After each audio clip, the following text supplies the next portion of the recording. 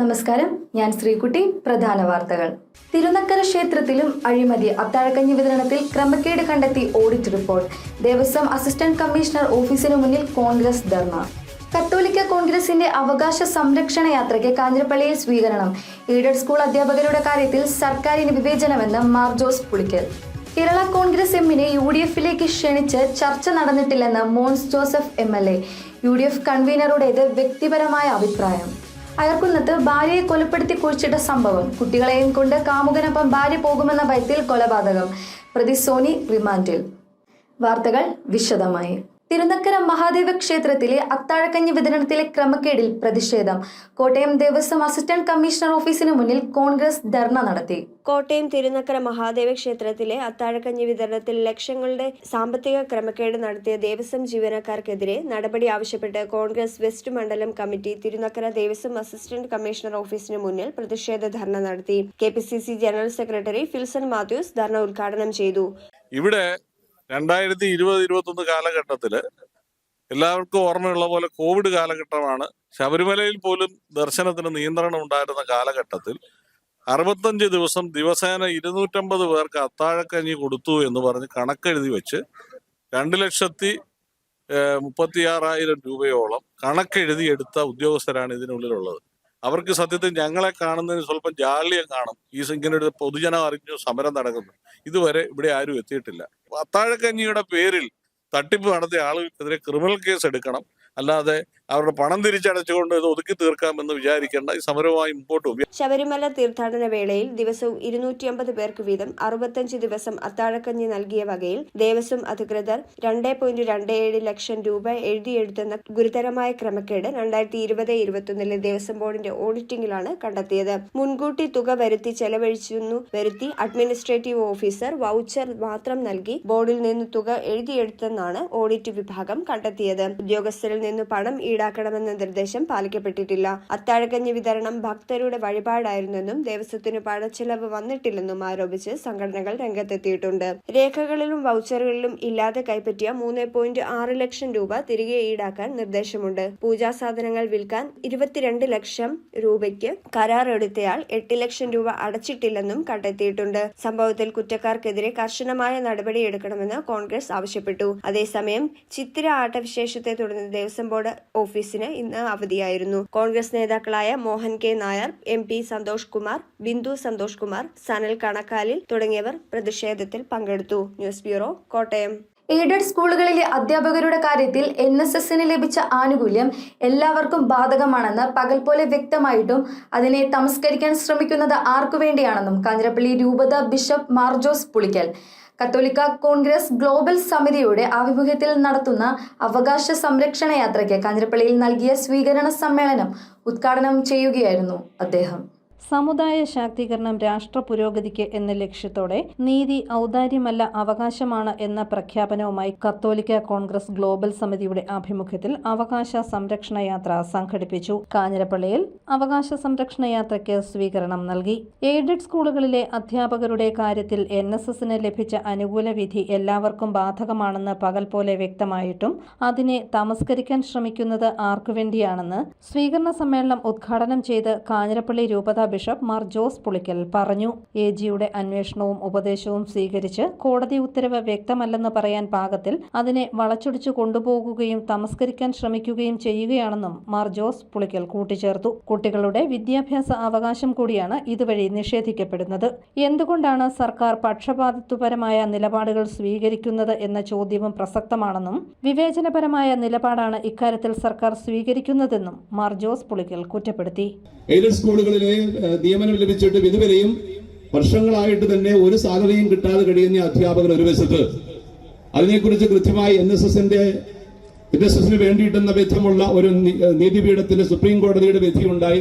അത് എല്ലാവർക്കും അത് ബാധകമാണെന്ന കാര്യം പകൽ പോലെ വ്യക്തമായിട്ട് പോലും അത് മറച്ചു വെച്ചുകൊണ്ട് അതിന്മേൽ പിന്നീട് AGയുടെ അന്വേഷണവും അതിന്മേലുള്ള ഉപദേശവും സ്വീകരിച്ചു അത് വ്യക്തമല്ലെന്നൊക്കെ പറയാൻ പാകത്തിൽ അതിനെ വളച്ചൊടിച്ചുകൊണ്ട് കൊണ്ടുപോവുകയും അതിനെയൊക്കെ തമസ്കരിക്കാൻ ശ്രമിക്കുകയും ചെയ്യുന്നത് ആർക്കുവേണ്ടി എന്ന ചോദ്യം ഇവിടെ അധ്യാപകരുടെ കാര്യം മാത്രമല്ല, അധ്യാപകർ ഒത്തിരിയേറെ ഈ കാര്യത്തിൽ വിഷമിക്കുന്നുണ്ട്. അതുമാത്രമല്ല, കുട്ടികളുടെ വിദ്യാഭ്യാസത്തിനുള്ള അവകാശങ്ങൾ ഇവിടെ നിഹനിക്കപ്പെടുന്നു. വിദ്യാഭ്യാസ അവകാശങ്ങൾ കുട്ടികൾക്കുണ്ട്. സാധാരണക്കാരായ പാവപ്പെട്ടവരായ കുട്ടികളാണ് ഏറെയും എയ്ഡഡ് സ്കൂളുകളിൽ പഠിക്കുന്നത് നമുക്കറിയാം. അപ്പൊ അവരുടെ അവകാശങ്ങൾ, പഠിക്കുവാനുള്ള അവകാശങ്ങൾ കൂടിയല്ലേ ഇവിടെ തിരസ്കരിക്കപ്പെടുന്നത്.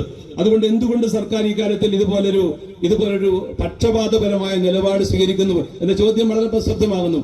സ്വീകരണ യോഗത്തിൽ കത്തോലിക്ക കോൺഗ്രസ് രൂപതാ പ്രസിഡന്റ് കെ ബേബി അധ്യക്ഷനായി. കത്തോലിക്ക കോൺഗ്രസ് ഗ്ലോബൽ സമിതി പ്രസിഡന്റും ജാഥ ക്യാപ്റ്റനുമായ പ്രൊഫസർ രാജീവ് കൊച്ചുപറമ്പിൽ, രൂപതാ വികാരി general father doctor Sebastian Kollamkunnel, global director father doctor Philip Kaviyil, global general secretary doctor Josekutty Ozhikayil, Jomy Kochuparambil, Joseph Pandarakkalam, Philip Nicholas Pallivathukkal തുടങ്ങിയവർ പ്രസംഗിച്ചു.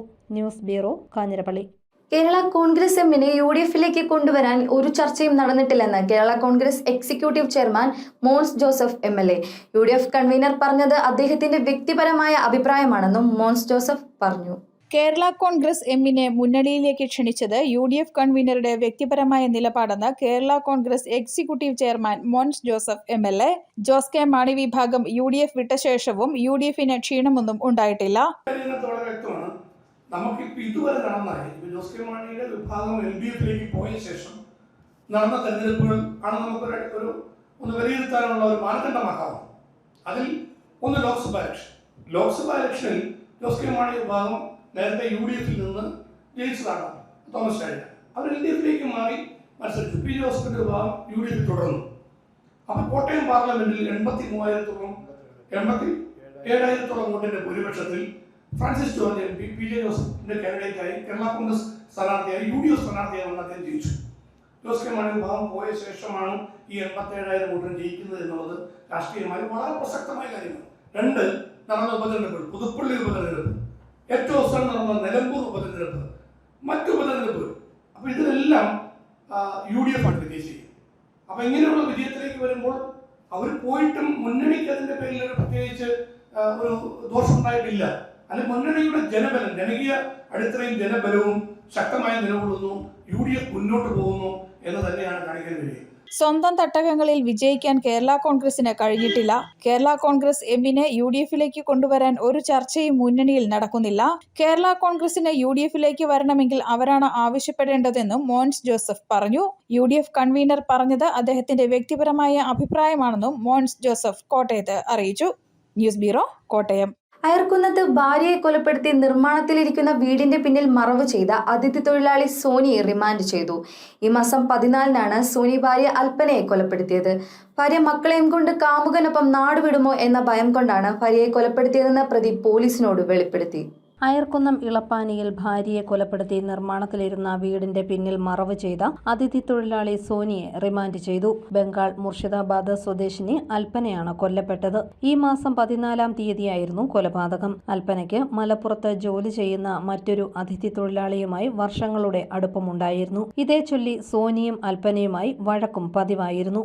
ഭാര്യ കുട്ടികളുമായി കാമുകനൊപ്പം നാടുവിടുമോ എന്ന ഭീതിയാണ് കൊലപാതകത്തിന് കാരണമായതെന്ന് സോനി പോലീസിനോട് വെളിപ്പെടുത്തി.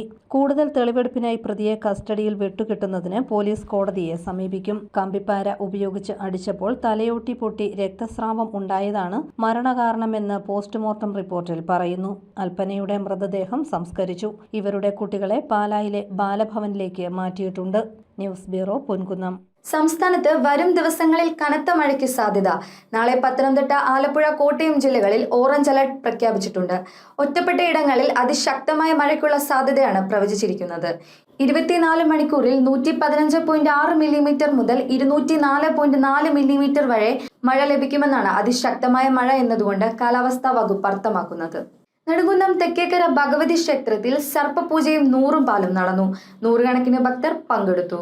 ഭക്തിസാന്ദ്രമായ അന്തരീക്ഷത്തിൽ നെടുങ്കുന്നം തെക്കേക്കര ശ്രീ ഭഗവതി ക്ഷേത്രത്തിൽ സർപ്പപൂജയും നൂറും പാലും നടന്നു. ക്ഷേത്രത്തിൽ പുരാതന കാലം മുതൽ തന്നെ തുലാമാസത്തിൽ നടത്തിവരുന്ന സർപ്പപൂജയാണ് നൂറും പാലും എന്ന പേരിൽ അറിയപ്പെടുന്നത്. സർപ്പപൂജയിൽ പങ്കെടുത്ത് നാഗരാജാവിന്റെ അനുഗ്രഹത്തിനായി പ്രാർത്ഥിക്കുന്നത് ഭവനങ്ങളിലെ സർപ്പദോഷങ്ങളും ദുരിതങ്ങളും മാറാൻ അത്യുത്തമമാണെന്ന് വിശ്വസിക്കുന്നു. അമ്പലപ്പുഴ പുതുമനയില്ലത്ത് ദാമോദരൻ നമ്പൂതിരിയുടെ മുഖ്യ കാർമ്മികത്വത്തിലായിരുന്നു പൂജകൾ.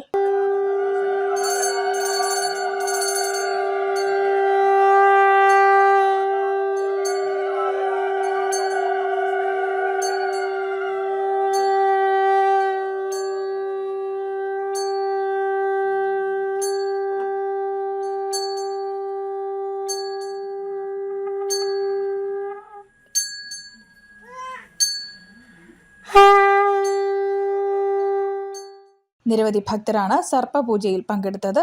News bureau, Ponkunnam. സ്വർണ്ണവിലയിൽ ഇന്ന് ഏറ്റക്കുറച്ചിൽ. രാവിലെ വ്യാപാരം തുടങ്ങിയത് ഗ്രാമിന് 12,170 രൂപയും പവന് 97,360 രൂപയിലുമായിരുന്നു. എന്നാൽ ഉച്ചയ്ക്ക് ശേഷം ഗ്രാമിന് 200 രൂപ കുറഞ്ഞത് 11,970 രൂപയായി. പവന് 95,760 രൂപ, പവന് 1,600 രൂപ കുറവുണ്ടായി. 18 കാരറ്റ് സ്വർണത്തിന് ഗ്രാമിന് 10,065 രൂപയാണ്. വെള്ളിക്കും ആനുപാതികമായ വില ഉയർന്നിട്ടുണ്ട്. ഗ്രാമിന് 185 രൂപയാണിപ്പോൾ. വിളക്കിത്തല നായർ സമാജം 71ാം സംസ്ഥാന സമ്മേളനം മുനിസിപ്പൽ ടൗൺ ഹാളിൽ നടന്നു. കടപ്പാട്ടൂർ ക്ഷേത്ര പരിസരത്ത് നിന്നും ആരംഭിച്ച പ്രകടനം ടൗൺ ഹാളിൽ സമാപിച്ചു. തുടർന്ന് നടന്ന പൊതുസമ്മേളനം മന്ത്രി VN വാസവൻ ഉദ്ഘാടനം ചെയ്തു.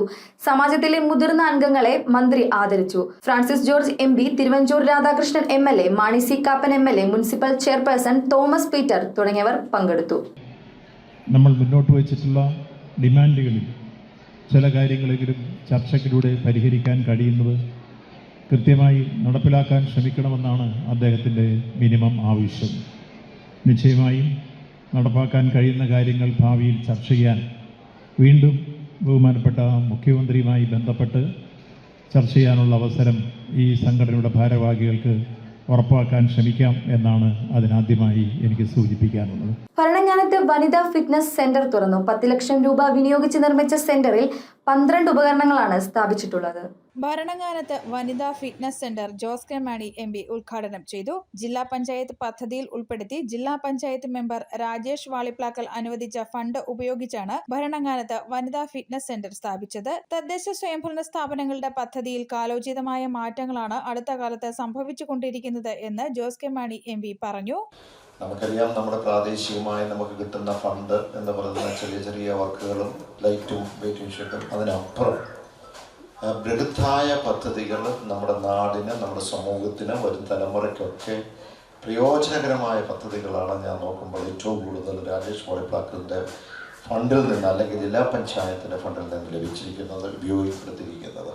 900 സ്ക്വയർ ഫീറ്റിൽ 10 ലക്ഷം രൂപ ഉപയോഗിച്ചാണ് ഫിറ്റ്നസ് സെന്റർ നിർമ്മിച്ചിരിക്കുന്നത്. 12 ഉപകരണങ്ങളാണ് ഫിറ്റ്നസ് സെന്ററിൽ ഉള്ളത്. കുടുംബശ്രീ CDSനാണ് പരിപാലന ചുമതല. പഞ്ചായത്ത് പ്രസിഡന്റ് ബീന ടോമി അധ്യക്ഷയായിരുന്നു. ജില്ലാ പഞ്ചായത്ത് അംഗം രാജേഷ് വാളിപ്ലാക്കൽ, ബ്ലോക്ക് പഞ്ചായത്ത് അംഗങ്ങളായ ആനന്ദ് ചെറുവള്ളി, ജോസ് ചെമ്പകശ്ശേരി, പഞ്ചായത്ത് അംഗങ്ങളായ സോബി സേവ്യർ, അനുമോൾ മാത്യു തുടങ്ങിയവർ പങ്കെടുത്തു.